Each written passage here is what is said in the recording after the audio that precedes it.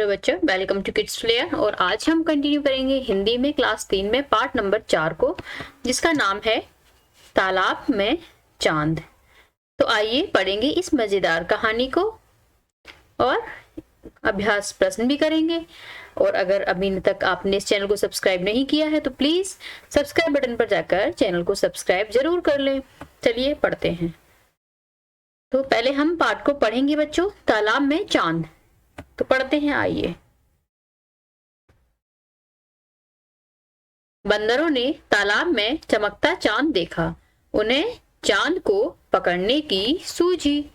अब जिनका word meaning होगा उनको मैं अंडरलाइन कर रही हूं। अरे देखो तालाब में चांद, चलो पकड़ते हैं। तो बंदर क्या कर रहे हैं, पेड़ पे झूल रहे हैं। उनको एक चांद दिख गया तो उन्होंने उसको पकड़ने की सोची। तो तालाब यानी पोखरा सरोवर होता है, चांद चंद्रमा को बोलते हैं, चमकता यानी कि प्रकाशित होता है या प्रकाशित होना, सूझी यानी कि उपाय। ठीक है, आगे पढ़ेंगे। एक बंदर चांद पकड़ने को कूदा, पर चांद हाथ नहीं आया। अरे कहाँ गायब हो गया चांद, लगता है मेरे कूदने से डर गया, बंदर बोला। ठीक है, तो गायब मीन्स होता है छुपना। तो आगे पढ़ेंगे।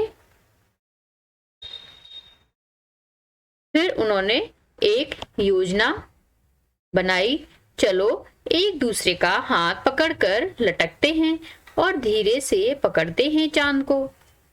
योजना यानी कि प्रबंध या कोई काम करने का विचार, या कोई काम करने का विचार करें, बातें करें आपस में और उस काम को कैसे करना है उस चीज के बारे में होता है योजना। ठीक है, आइए आगे पढ़ेंगे। अचानक डाल टूटी, अचानक डाल टूटी, एक बंदर का हाथ छूटा और बंदर मगरमच्छ की पीठ पर गिरे। भागो रे, एक बंदर बोला। है ना मजेदार। डरो मत, मेरी पूंछ पकड़ लो, मगरमच्छ बोला। बंदर बोले मगर अगर, तो अचानक सहसा या एकाएक होता है। ठीक है, तो अब इसके अभ्यास प्रश्न पे चलेंगे।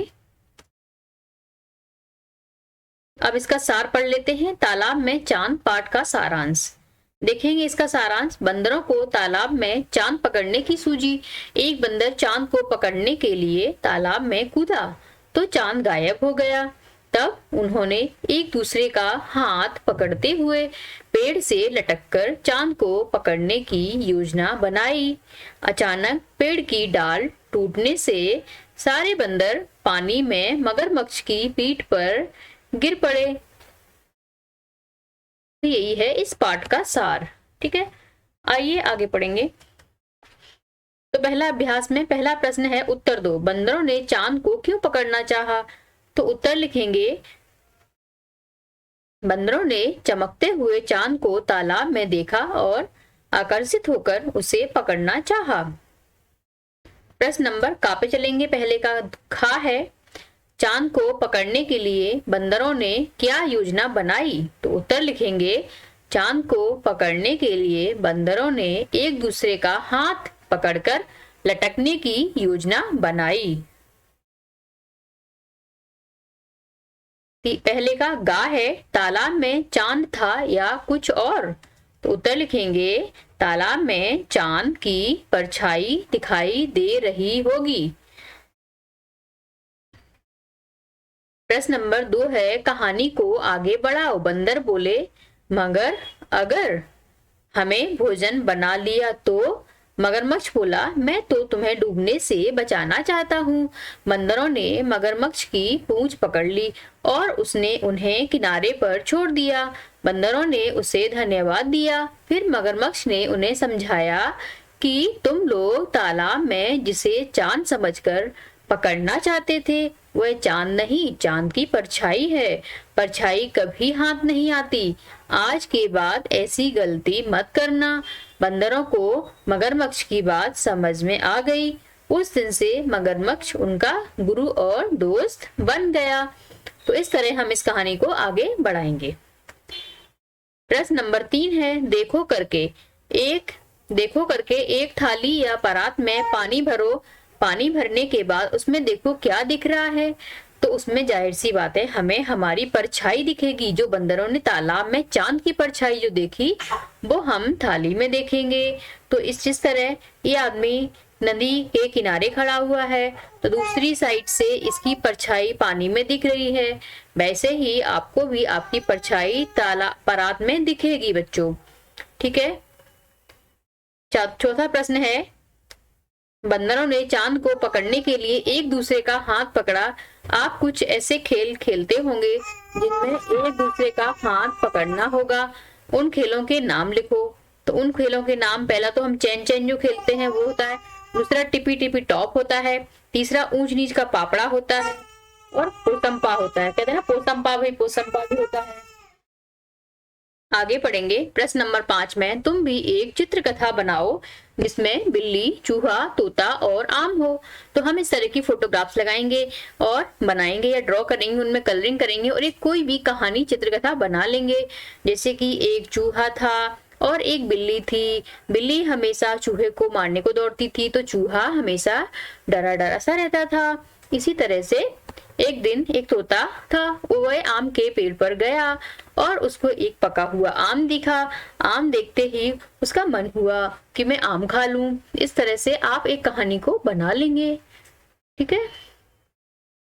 जीतू ने मेले में देखा अजब गजब तमाशा। शीशे में जीतू कहीं दुबला, कहीं मोटा, कहीं लंबा, कहीं छोटा। खूब हंसा जीतू। मैं ऐसा कैसे? जीतू बोला, क्योंकि शीशे जैसे। जिया बोली, क्या तुमने भी कभी ऐसा तमाशा देखा है? हाँ, कुछ ऐसे मिरर्स आते हैं जिनमें अगर आप खड़े होंगे तो आपको ऐसा ही दिखाई देगा बच्चों। तो कहाँ और कब, ये आपको इसमें भरना है। तो कहाँ कहाँ यानी कि आप प्रदर्शनी लिख सकते हैं, कब यानी कि जब भी आप वहां गए हो। आगे चलेंगे। कहानी को अपने सब मगरमच्छ वाली और बंदरों वाली परछाई की कहानी है वो आपको यहाँ पर सुनानी है। जो हम तालाब में चांद है उसको हम सुनाएंगे बच्चों।